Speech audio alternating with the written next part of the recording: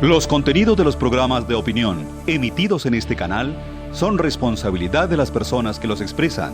Por lo tanto, no comprometen la línea editorial del canal. Teleamiga Internacional, transformando vidas.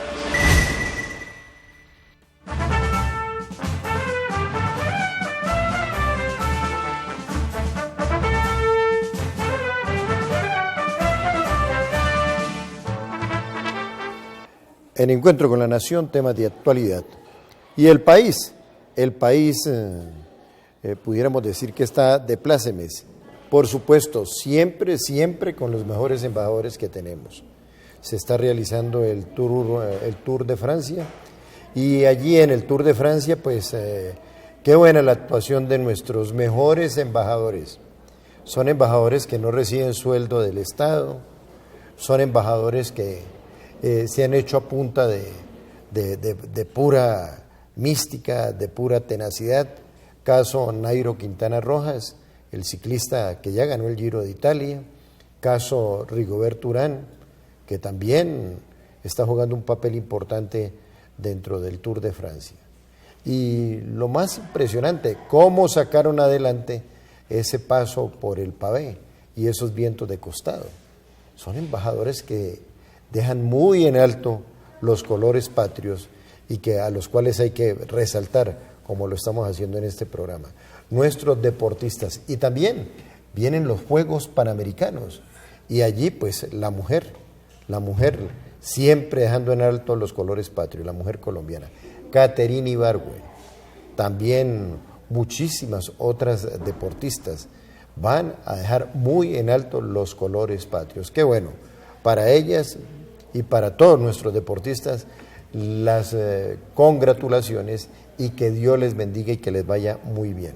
Contrario a lo que pudiéramos hablar de un tal Peckerman o Paqueterman, que lo único que hace es llevarse una millonada de pesos, no hace absolutamente nada, es un hombre que ni siquiera lo vemos en Colombia, pero ahí pudiera haber un peculado porque el Estado pone plata.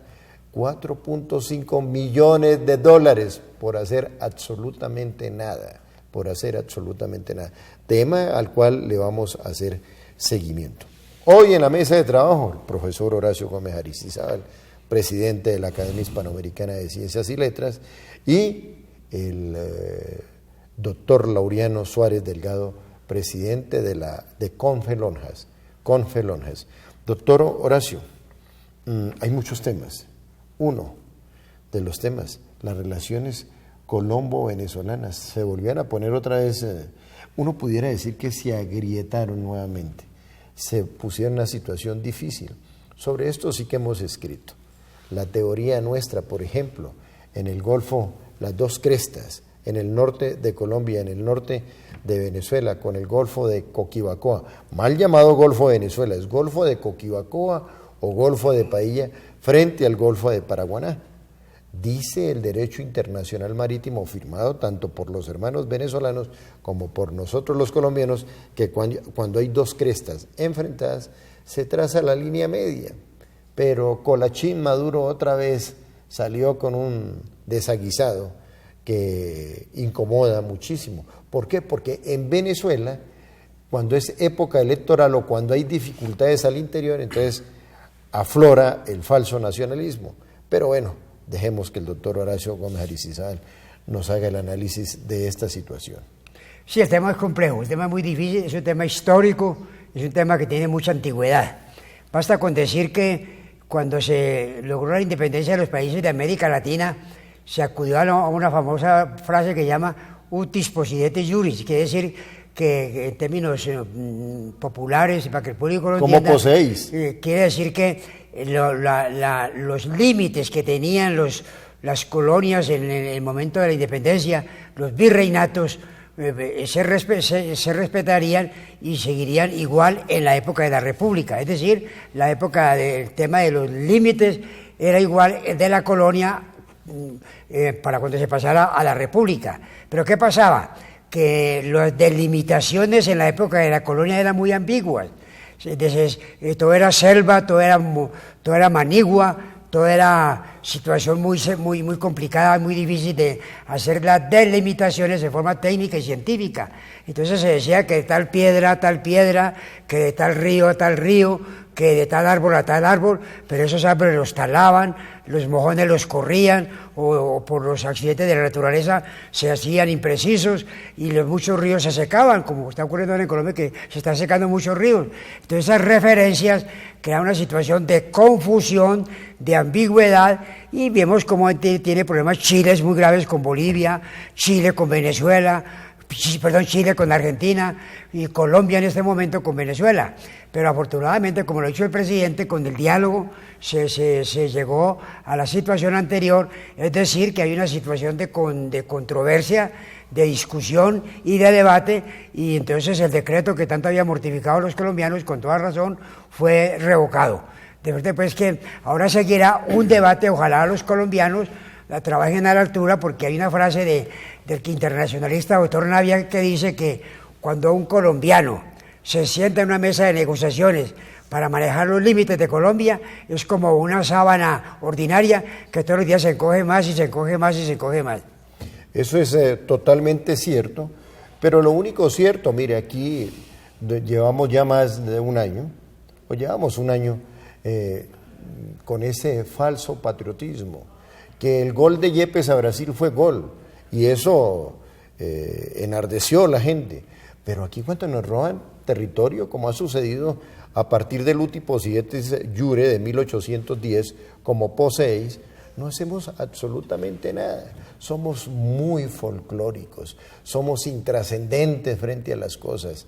Por un gol duramos hablando 1, 2 años y hasta 3 años, pero cuando nos roban territorio y cuando tenemos funcionarios como Julio Londoño Paredes, que como jefe de fronteras, que como secretario general y que como canciller de la República, sí que ha jugado a entregarle territorio a nuestros vecinos, entre otras porque Colombia es un país de fronteras, después de Rusia, que es el país más grande del mundo con 17,5 millones de kilómetros cuadrados, después de China, que ya llega a los 10 millones de kilómetros cuadrados, pues somos el país con más fronteras, Rusia y China 14, nosotros tenemos 13 fronteras, 1.119 kilómetros con Venezuela terrestres de territorio fronterizo, con Ecuador 568 kilómetros y con Brasil, Perú, pues un promedio 1.500 kilómetros y con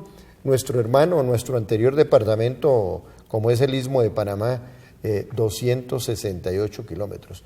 Poco interés le ponemos a lo que nos corresponde, pero en cambio por cosas superfluas sí duramos debatiendo. Ya regresamos.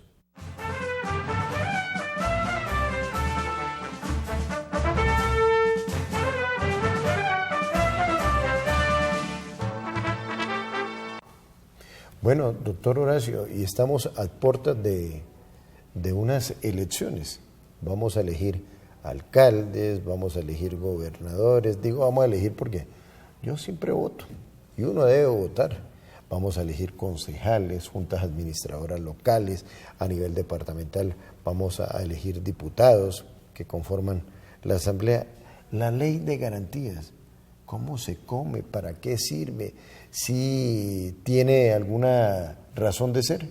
Sí, la ley de garantías para el grueso público consiste en una ley que expidió el Congreso en el sentido de que en época preelectoral los que tienen el poder, tanto en el sector ejecutivo como en el sector judicial, en el tema de los institutos descentralizados, en el campo diplomático, no se pueden hacer nombramientos, porque ese tema de hacer nombramientos lo ligan inmediatamente con la cuestión electoral de los caciques. Con la mermelada. Con la mermelada y con la cuestión de los que movilizan votos en los barrios, en los pueblos, en las ciudades, en las veredas, y entonces eso se vuelve un mercado persa. Y entonces se habla en esa misma ley de que no habrá contratos, no habrá nombramientos, no habrá compromisos de tipo burocrático para respetar la autonomía del ciudadano y que todos trabajen en un pie de igualdad. Ojalá en Colombia eso ocurra, aunque no es fácil porque el mismo Poder Ejecutivo ha dado mal ejemplo. La vez pasada, produjo mucho escándalo y mucho debate el tema de las regalías manejadas por el presidente y otros dineros discrecionales que maneja el Ejecutivo para favorecer las obras de algunas regiones. Y se repartieron con un criterio absolutamente electoral, en el sentido de que los que tenían cierta cantidad de votos en ciertos departamentos, en ciertas capitales, se les entregó cantidades de mermelada, y esa fue la razón determinante para que en ese empate que hubo de 7 millones a favor del presidente Uribe y 7 millones a favor del presidente Santos, ganara por 200.000-300.000 votos más. Es decir, que si no existiera la mermelada, otro hubiera sido el resultado. Bueno, y otra noticia de la semana, ¿no? Es el cambio de la cúpula militar. En la Fuerza Aérea llega un general nacido en Barranca Bermeja, un hombre muy aplicado a todo esto de las operaciones, como es el general Bueno. A la Armada Nacional llega un ingeniero naval, como es el caso del almirante Santa María. Y en el caso del Ejército Nacional, que es la empresa más grande y más antigua del país, ha sido nombrado, hombre, qué acierto es del presidente, el general Alberto Mejía Ferrero. El Ferrero significa que tiene mucho de norte santanderiano, el Mejía mucho de caldense y paisa, pero el general Alberto Mejía Ferrero nació en la capital de la República. Es hijo de uno de los generales más importantes que en los últimos tiempos haya tenido Colombia, el general Nelson Mejía Henao. Y tiene una excelente hoja de vida el general, nuevo comandante del ejército, Alberto Mejía Ferrero.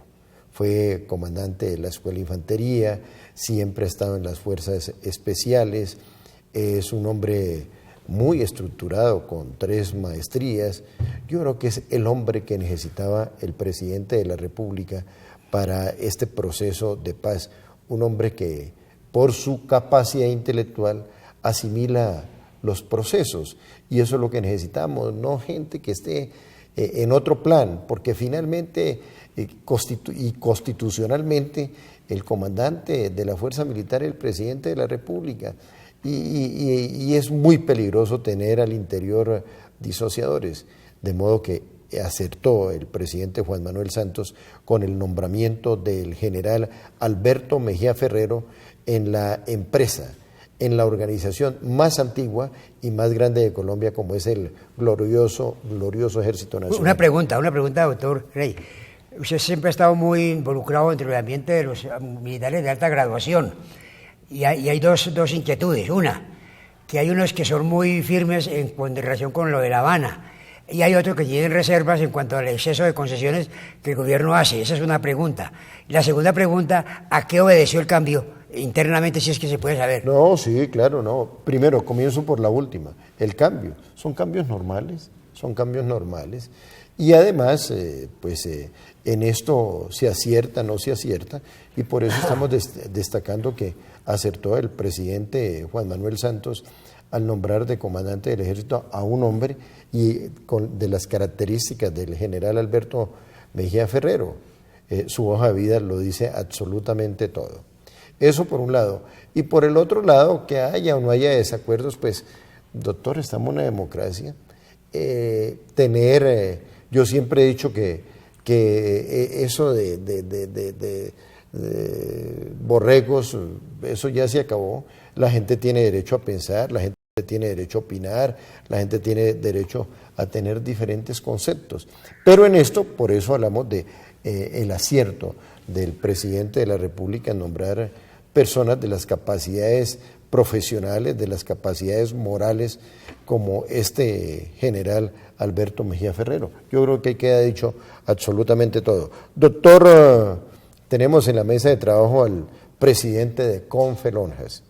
Cuéntenos, Confelonjas, ¿qué es? Doctor René, muy amable por su generosa invitación a este importante programa Encuentro con la Nación.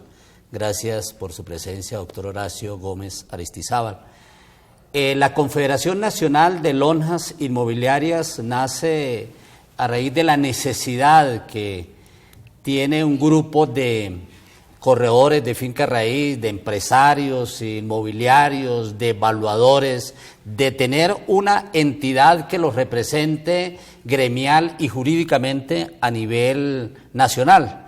Y por eso en el año pasado, en el mes de abril, se constituyó la Confederación Nacional de Lonjas Inmobiliarias, Confelonjas. Bueno, y vamos ya a dos temas muy importantes. La ley 1673, ¿en qué consiste y cómo va a beneficiar a este importante sector? La ley 1673 de 2013 es la que señala la reglamentación para ejercer la actividad del valuador en Colombia. ¿Qué se necesita para ejercer la actividad? Para ser valuador en Colombia se requiere, de acuerdo a esa ley, tener una tarjeta profesional de evaluador como la tiene cualquier otro profesional.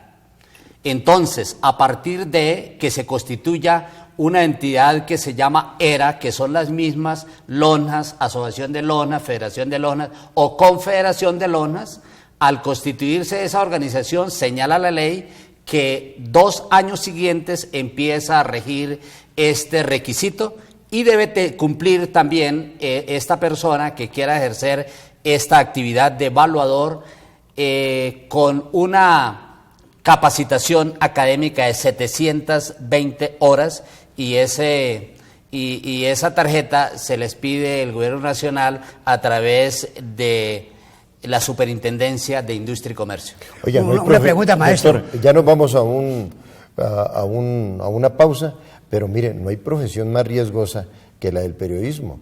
Y un personaje que ya no está en el planeta Tierra, Carlos Gaviria, decidió que el periodismo no era una profesión, sino un oficio al estilo de los rusos, esos que trabajan pintando paredes, colocando ladrillos.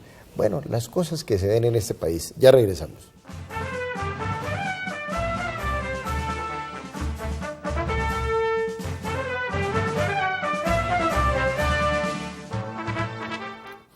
Doctor Horacio, el tema de la justicia es un tema importantísimo, básico, esencial. Por eso queremos magistrados transparentes, no como los que hay actualmente, al menos en el Consejo Superior de la Judicatura, personajes con unos antecedentes nefastos. Pero mire, uno entendería que hay como en la base hay como una operación tortuga que existe, pero que muchas veces no trasciende. Sí, lo más grave en Colombia en el tema de la justicia es que no funciona, no opera, y lo más grave de todo es que tenemos una planta en el campo judicial igual a la de hace 30 o 40 años, y en 30 o 40 años la población ha pasado de 15 o 20 millones a 50 o 48 millones de habitantes. Entonces, fuera de eso, los delitos han aumentado. Ahora existe el delito de los delitos electrónicos, los delitos de la informática, los delitos ecológicos, existen los delitos relacionados con la droga, lavado de capitales, de dinero, el aspecto del tráfico de influencias. Hay muchas figuras nuevas, lo que ha aumentado el acervo de procesos.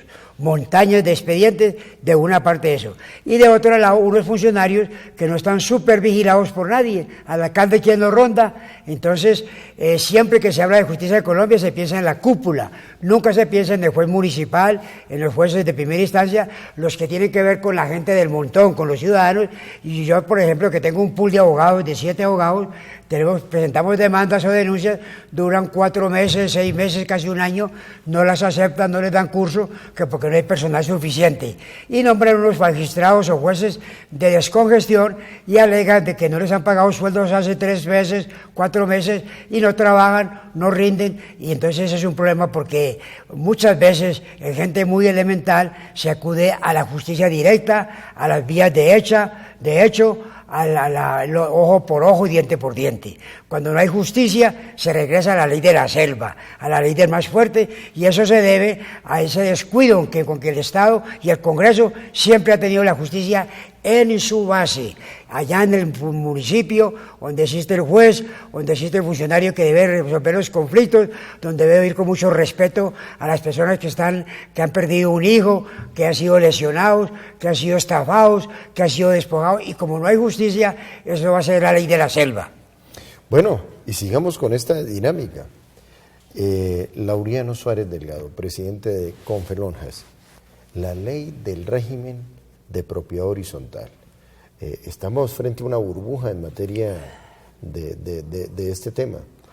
Indudablemente, en Bogotá y en el país se está construyendo, doctor Herney, una burbuja inmobiliaria. E indudablemente tendrá que estallar, y eso va a ser en poco tiempo, porque son inalcanzables los costos, los precios que tiene, tanto como lo decía el doctor Horacio, el arrendamiento como la compra de predios. ¿Cómo es posible que en un barrio del norte de Bogotá vale 10, 12 y 15 millones de pesos el metro cuadrado?